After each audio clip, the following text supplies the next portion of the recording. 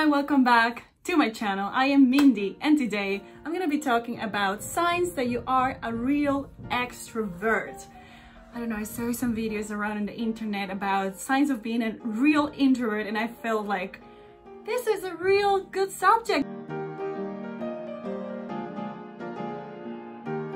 Before I start, please like my video and subscribe so you're gonna show me some love and help me to grow my channel. Remember, you can treat me to coffees if you enjoy my content. Remember that you can have one-on-one sessions where we go about your MBTI, your Myers-Briggs types, your challenges, your situations, so we can analyze. I can help you to sort through your things using cognitive functions development. And also if you are trying to find what's the best career or your life purpose, if you're a multi-potentialite, you cannot choose amongst the things that you love, all of those things I can help you with. So make sure to check the information in the description box below. Okay, so sign number one, you might need being alone at home a lot, but that feeling does not compare to the aliveness that you feel when you're out and about with people, because it's a different sort of hype that you feel.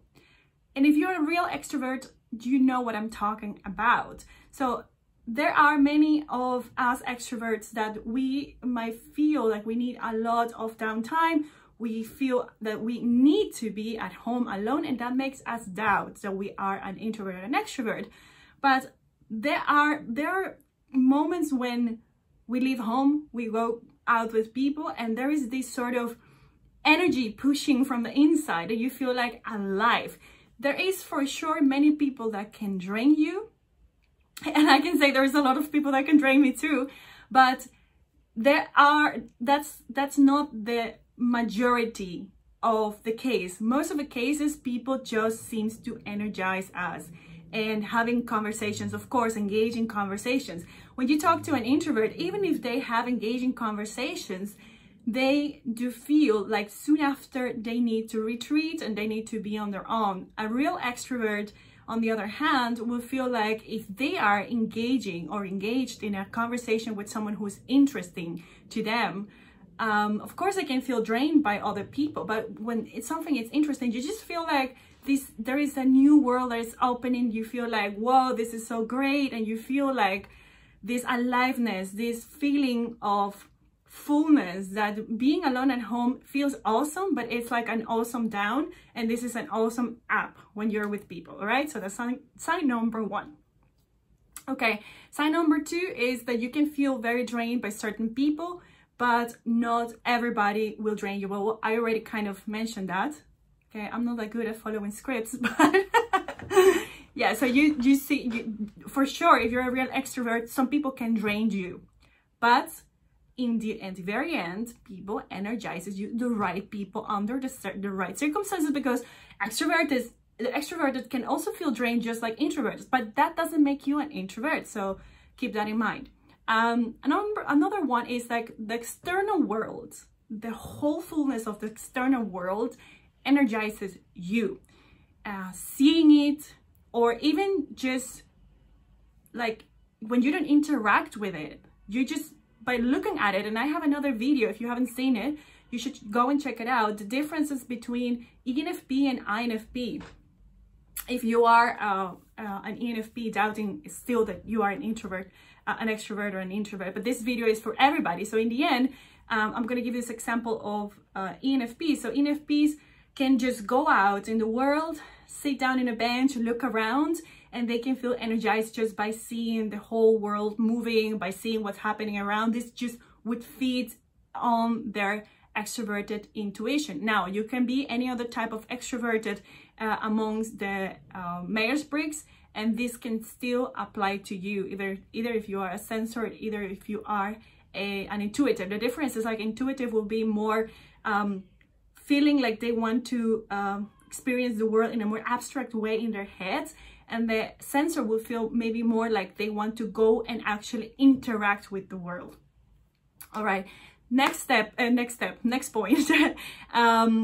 If you spend too much time alone, even if you choose to do it because of laziness of some sort, or because you feel like you need your downtime, you might start feeling empty and depleted, and you don't notice it.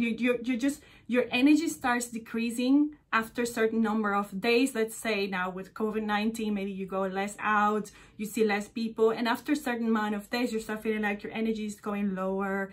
You're just going lower, but your real self, the real energized you, will feel kind of high and higher, and that comes with people.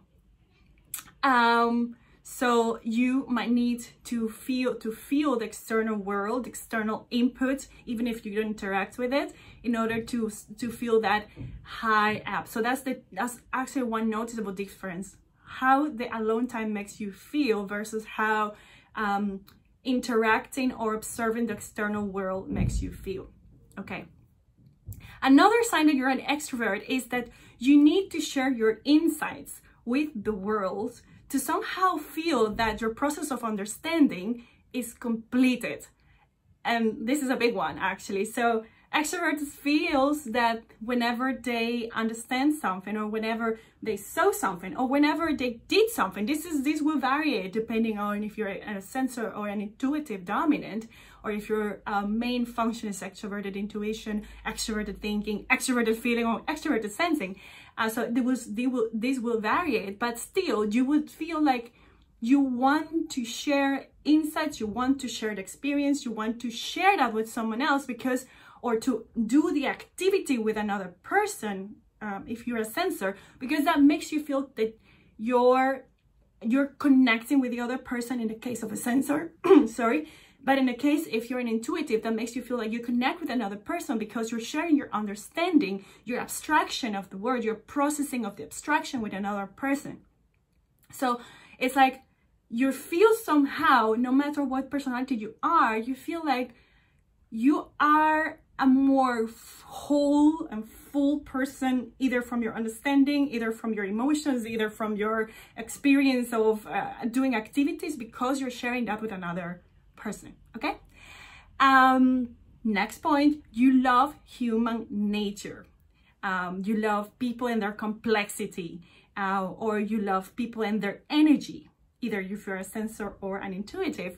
So maybe their intuitive dominant will feel more like they love human complexity, and like they like to observe how the world of another mind works. So they would like to explore that via a documentary, which is also an external source, or with talking with people. And the sensor will feel like they would like to kind of gain, like feel more the energy of the person by doing things together, like it's like sharing some action, but it's about the energy of the doing together.